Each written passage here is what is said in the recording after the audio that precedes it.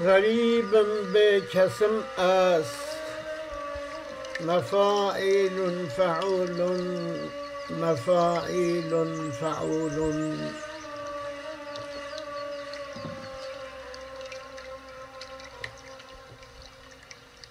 غریبم به کسم است دو کنج غربت امام ددار و دنیدا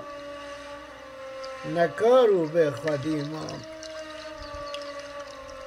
مرم بر ماده ای تو جبو هر کس لزو بس بله ام هر مدامی ددن هفدو به هواس دبن پردا شوه دا به اسیانم مدامی خدا نایب و شرطن تو چبکی یک غرامی جوانی چو به غفلت ازم آسی گنهکار نچا ما او نگام ما دکم اسیان آخونکار جوه روشان اساس کار مدامی مشتکیمه کتم بحر گناهان جرحم از هیویمه اجل ها تو به من گرد بوم جنازه لحوشه جیاران و مروبان نشن تبدیل که روشه اجل ها تو به من گرد بوم جنازه لحوشه جیاران و مروبان نشن تبدیل که روشه پهیزا من قبوری لسر من برف و باهوس نشن او من دواکن همو یاران دلسوز و تسلیمی خدا بوم دو چاپ من دگرتن مریشو یک دعانی لیباد بر من نهشتن لسر نعشه کودانیم کرم تازی و گاوه دکر گازی ورینم هلک صابون آوه جبونا من کفن کن قماش آنین لزو بز لمن پیچم ملایی هبون من اوه هست لدار بسته سوار بوم بره من دانه گوره جبو من زوب و شیرن جوان هاتم بدوره لمحراب دانیم بسر من بونه سه صف و چار تکبیر دانیم مرویه بکیف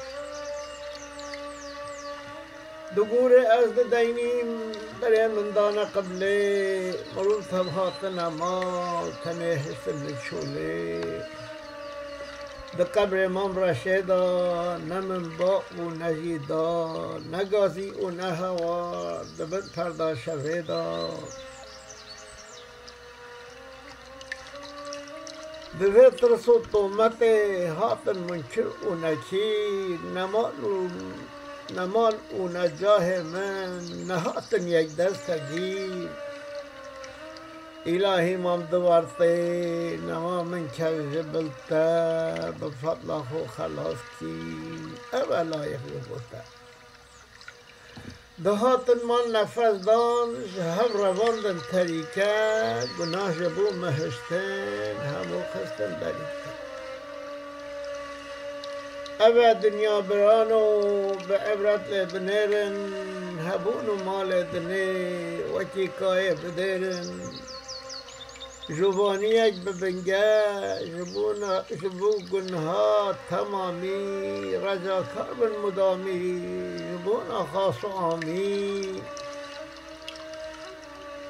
دکم حمد خدایی توی خالق جبو من بکی بابت بو جنت بکی فضل لسر من صلاة و هم سلامان رسول ثقلین تو شفیع امت امیر دار کونین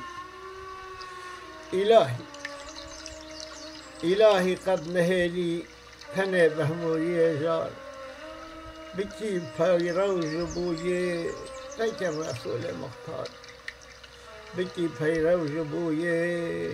تکر رسول مختار آمین